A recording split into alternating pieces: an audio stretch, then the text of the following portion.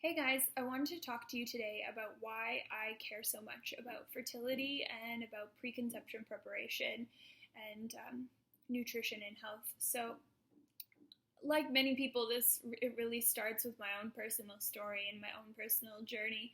So, it kind of all starts with this one expression: "You are what your grandmother ate." And in my case, I come from a family with a lot of alcoholism, which is really unfortunate, but it plays into the situation and why I am where I am. So my grandmother was definitely suffering from alcoholism for many years before my mom was born, and my mom was the sixth child, born 5 years after the fifth child. So it's pretty clear to say that my grandmother was not expecting to have any more children, and she was severely depressed and even suicidal at that time. And unfortunately, my mom did not get that preconception preparation or, good nourishment while she was in the womb. And unfortunately, that's led to her having a lot of health problems and suffering from addiction and substance abuse and everything like that as well. So the cycle continued, and I'm pretty lucky because before I was born, my mom tried to get really healthy herself, and she spent a lot of effort and time, eating good foods and exercising and doing all the things that she thought were the best things. So I feel like I got, some good cards dealt to me in that case, but unfortunately it wasn't quite enough because there was some really severe malnourishment passed along. And it's interesting because you wouldn't think that these kind of conditions would affect your baby, but the truth is that there have been some really cool studies done about passing along malnourishment and how if you don't have the proper soil to grow a healthy baby, that baby's going to be depleted, and then again their children are going to be depleted, and so on and so forth, and the ultimate result is infertility. Like, I think it's four or six generations or something like that, and that's when you start to reach infertility. So I am lucky enough that I had a little bit of a turnaround in my life, but I didn't escape it completely because, my foray into the nutrition world happened because I was suffering as a teenager from a really wide variety of health issues. I had severe heartburn to the point where I couldn't eat. I was on acid blocker medication at 16 years old, some really strong stuff.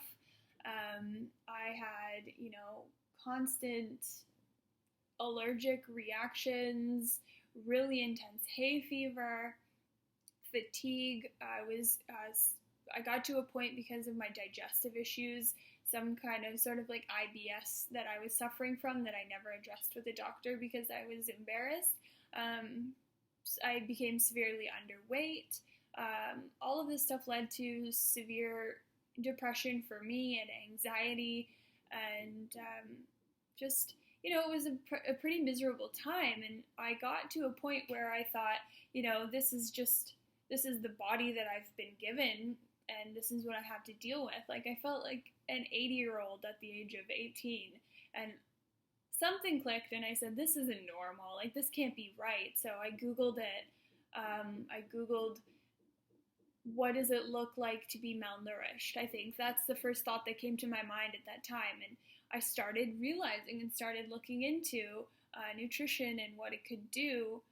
But it took a long time for me to understand that I actually had to change my nutrition to change how I was feeling. So that didn't roll around for a few more years. But that's why I'm so passionate about it, is because it's played out in my own life. I've seen what poor nutrition can do through generations. And I'm kind of afraid to see what's going to happen in the next couple of generations with other people who have been completely neglecting their own nutrition. And, it's now going back 3 generations or more that we've had white sugar and white flour introduced, and we can already see the crazy health issues that are happening. and health issues in children are just skyrocketing, and people are like wondering what's going on, and it's because of this. It's a phenomenon. It can be seen in a study that I mentioned before called Pottenger's cats, and I'll link some information below to that. But it's scary because essentially we're on a track to become infertile. We're on a track to, wipe ourselves out, not just from the environmental damage that we're doing, but from the damage we're doing to ourselves. And we're going to get to a point where we're not even going to be able to reproduce. And if we are, we're going through these heartaches, these terrible heartaches of having to seek fertility treatments and having to, miscarry more often than we should. And we're having to, have these poor little babies with all of these autoimmune conditions and, skin rashes and behavioral disorders, and like cancer rates in children are going up and up, and chronic lifestyle disease are showing up in younger and younger people, like even children. It's just, it's heart-wrenching, and I am so passionate about it because I don't want other people to have to go through it. I want to help us turn everything around, and I feel like I want to heal. I want to heal myself. I want to heal the cycle of, poor mother-daughter relationships that have come down through my line of family. And I feel as though if we were coming from a healthy, more nourished standpoint, that we could avoid the mental health problems that come along with poor health and poor, digestion and gut health, and how there's the gut-brain connection. I feel like we can help heal that, and we can help, create better familial relationships going forward. And I think that strong bond between family is the, center for a healthy society, and it all starts, before the seed is even planted. So I feel like I need to start at the grass roots to make a difference, and that is why I care so much. And I hope that I can inspire you too to start thinking about making some changes in your life. If you have had kids, or if you want to have kids, or if you don't want kids at all, it does still make a difference.